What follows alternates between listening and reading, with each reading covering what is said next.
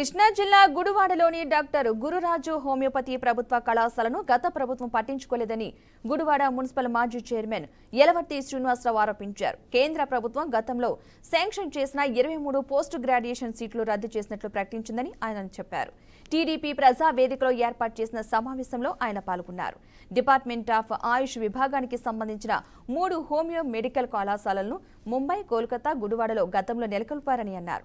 గతంలో వైద్య శాఖ మంత్రిగా ఉన్న డాక్టర్ కామినేని శ్రీనివాసరావు కేంద్ర ప్రభుత్వంతో మాట్లాడి గుడివాడ హోమియో కళాశాలకు 23 పీజీ సీట్లను శాంక్షన్ చేయించారని యలవర్తి శ్రీనివాసరావు అన్నారు. ఈ విషయాన్ని హోమియో కళాశాల సిబ్బంది ఎమ్మెల్యే వెనిగండ్ల రాము దృష్టికి తీసుకొచ్చానన్నారు. కేంద్ర రాష్ట్ర వైద్య శాఖ మంత్రులతో ఎమ్మెల్యే మాట్లాడి మళ్లీ 23 సీట్లను శాంక్షన్ చేయించారని యలవర్తి శ్రీనివాసరావు వెల్లడించారు.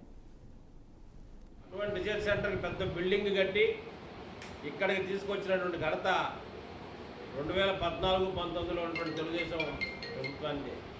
ఆ తర్వాత వచ్చినటువంటి వైఎస్ఆర్సీపీ ప్రభుత్వం పూర్తిగా పిల్లల యొక్క చదువులనే కాలరాచేసే విధంగా, వాళ్ళ అభివృద్ధి కుంటుపడే విధంగా, వాళ్ళు ప్రజలకు వైద్య సేవలు అందించడానికి వీలు లేని విధంగా వీళ్ళు ఏమాత్రం పట్టించుకోకుండా, కనీస నామ్స్ కూడా పాటించకుండా, ఎందువల్లంటే నామ్స్ అనేది ఇవాళ ఒక గ్రేడ్ రావాలి అంటే ఒక కాలేజీకైనా ఒక హాస్పిటల్కైనా దేనికైనా ఒక గ్రేడ్ అనేది ఉంటే, అక్రిడిటేషన్ అనేది అంటారు దాన్ని, అటువంటిది ఏదైనా ఉంటే ఆటోమేటిక్గా పైనుంచి వచ్చే ఫండ్స్ కానీ ఇతరత్ర సహాయం కానీ ఇంకా పెద్ద చదువులు దొరికిన అవకాశాలు కానీ ఇవన్నీ ఉంటాయి. మనం చేసుకున్న పుణ్యం ఏంటంటే ఇంతకాలానికి వెనిగండ్ల రాము అనే ఒక వ్యక్తి తెలుగుదేశం నిర్ణయించిన అభ్యర్థిగా వచ్చి మన గుడివాడ కష్ట నష్టాలు తీర్చడానికి వచ్చాడు. చాలా సంతోషం.